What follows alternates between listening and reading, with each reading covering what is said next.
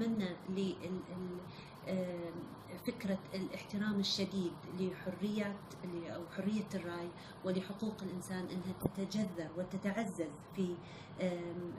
في مجتمعنا، المجتمع الكويتي الحديث اللي يجب أن يتواءم مع عصره وزمانه. ونتمنى لفكرة الدولة المدنية الخالصة اللي هي ذات الفكرة للدولة العلمانية، إنها هي اللي تكون هدفنا، هدف الأجيال القادمة،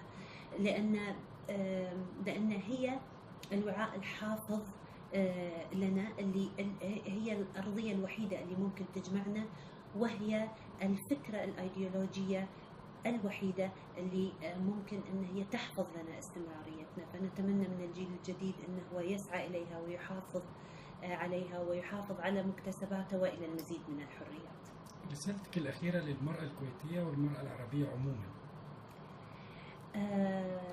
أتمنى للمرأة الكويتية والمرأة العربية بل والمرأة بشكل عام أنها لا تخضع لتأثيرات مجتمعاتها المختلفة اللي تريد أن تقنعها أنها كإنسانة أقل.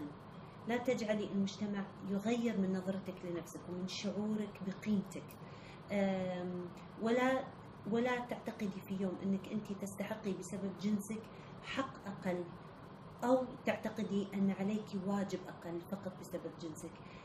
المساواة لها ثمن ندفعه بخالص الامتنان، لأن طعم الحرية وطعم المساواة أحلى من أي شيء آخر. شكرا. شكرا.